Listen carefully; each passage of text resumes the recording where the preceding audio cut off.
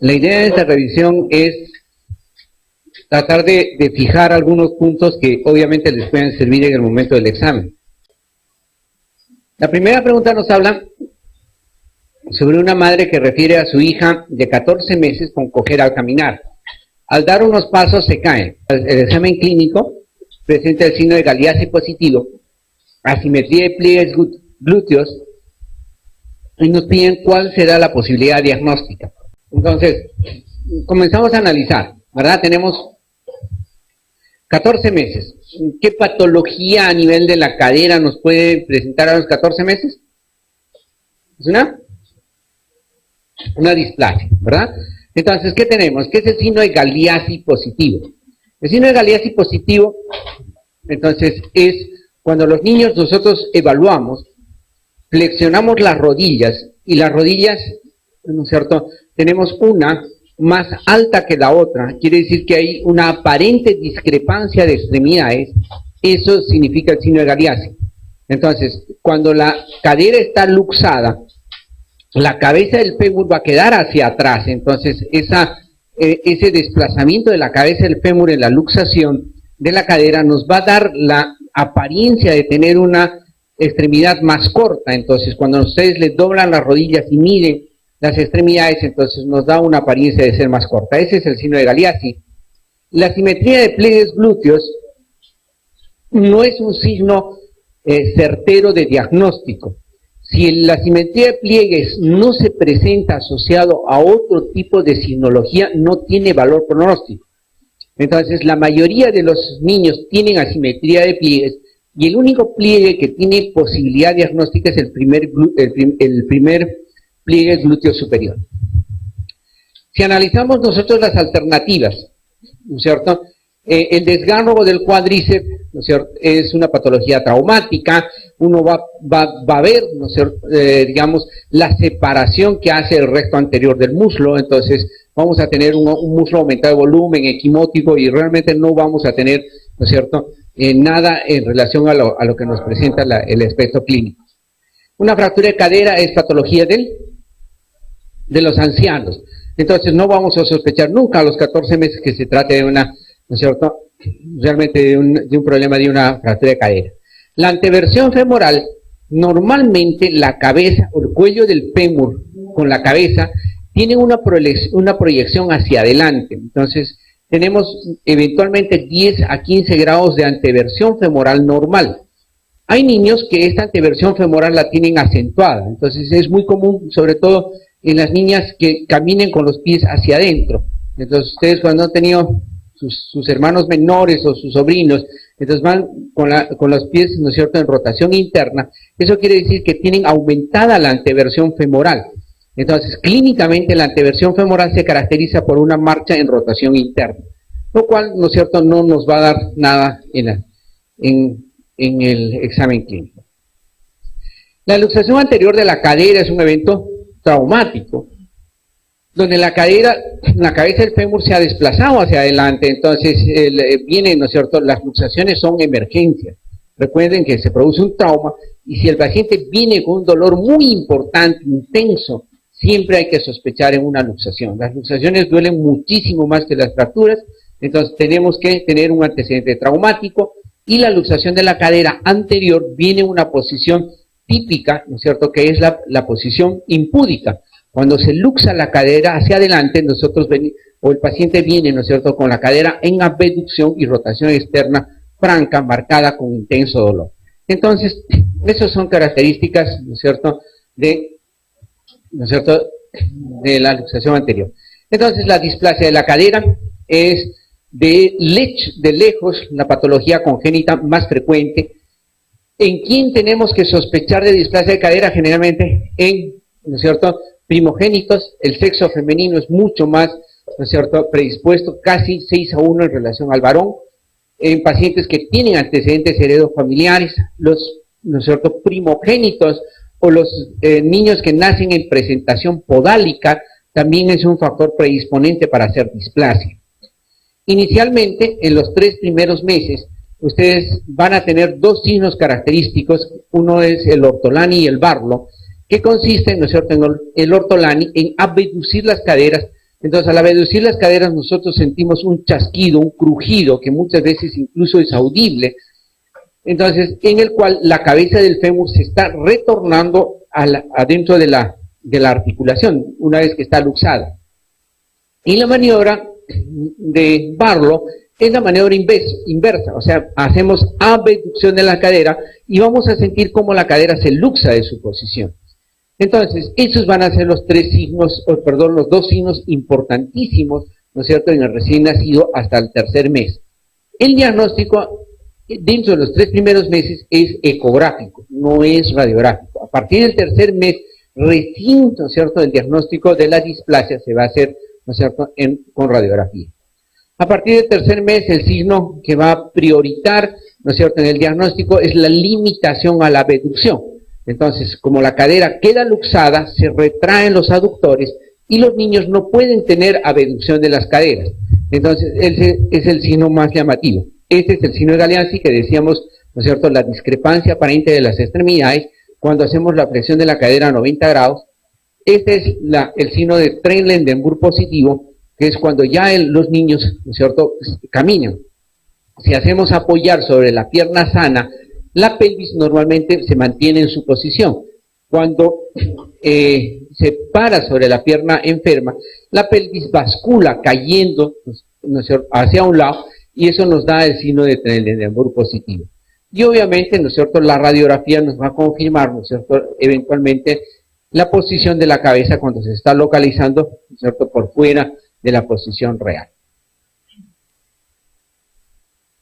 Entonces, el diagnóstico era de una displasia de la cadera. Nos hablan de un niño de 7 años que viene con claudicación a la marcha, dolor en la cadera, y usted en qué debe sospechar. Entonces nos han puesto una serie de nombres raros acá, ¿cierto?, que corresponden a la patología que se llama las osteocondritis. Las osteocondritis es un grupo de patología caracterizado por trastornos en los núcleos de crecimiento por alguna causa eventualmente desconocida. Entonces, tenemos la enfermedad de Sever, el Osgood-Schlatter, la enfermedad de Kohler, la enfermedad de Lech-Calvé-Perthes y la enfermedad de Panner. Entonces, muchas de estas se van a caracterizar por procesos de necrosis avasculares de origen idiopático, ¿sí? Entonces tenemos, por ejemplo, ¿no es cierto?, la que se localiza en el cóndilo humeral y que degenera y produce, ¿no es cierto?, una necrosis avascular del cóndilo humeral, se denomina la enfermedad de Panner. Del semilunar es la enfermedad de Kimball, del escafoides carpiano es la enfermedad de Fraser, de la epífisis femoral proximal, que es la enfermedad más importante, es la enfermedad de Lech-Calvé-Perthes. Cuando afecta la rótula es la enfermedad de Cindy Larsen-Johansson. Cuando afecta la epífisis de la tibia proximal o la tuberosidad anterior de la tibia se denomina la enfermedad de Osgood-Schlatter. Cuando afecta el calcáneo es la enfermedad de Sever. Y cuando afecta sobre todo el segundo o la cabeza del segundo metatarsiano es la enfermedad de Freiberg. Entonces, cada quien, ¿no es cierto?, como están viendo, tiene un nombre denominativo a este tipo de trastorno. ¿Por qué se caracterizan? Por un proceso de necrosis avascular de estas estructuras. Entonces, no se sabe por qué razón en algún momento se va a quedar sin irrigación vascular un segmento epifisiario y lleva, ¿no es cierto?, a la destrucción de ese segmento. Pero pasa por una serie de procesos.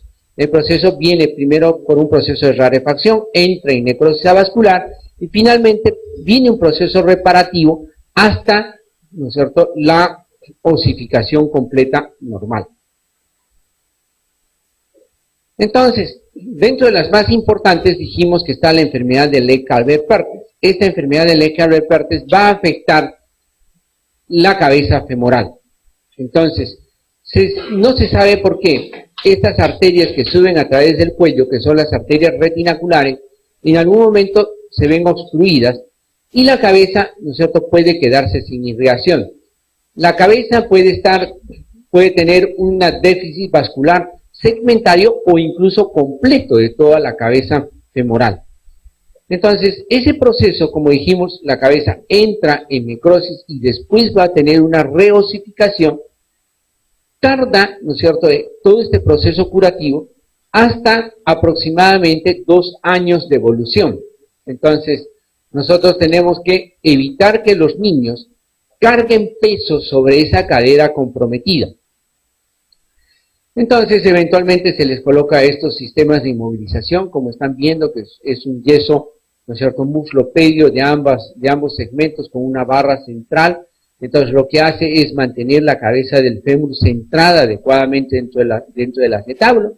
Pero tengan a un niño de 7 años, 2 años con este sistema, ¿verdad? Entonces, ¿qué hacen?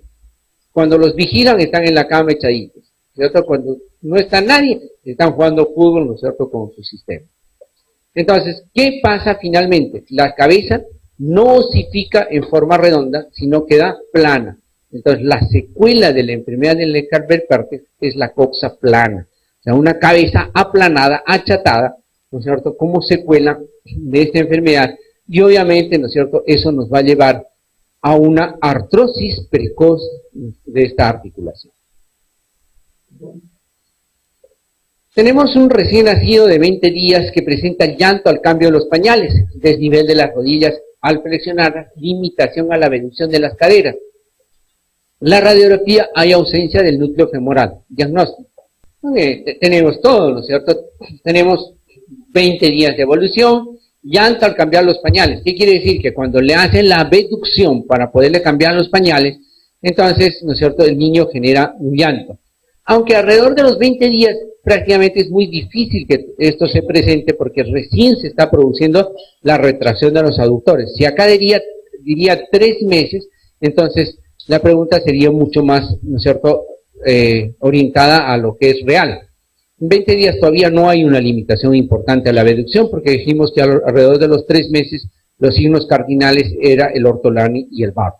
Pero nos hablan que acá hay, ¿no es cierto?, dificultad a la abducción, desnivel de las rodillas, que era el signo de Galeazzi, limitación a la abducción, que es lo mismo que estamos viendo, y el diagnóstico acá es ecográfico. Radiográficamente no se puede identificar la lesión, pero nos dan la respuesta radiográfica como ausencia del núcleo femoral.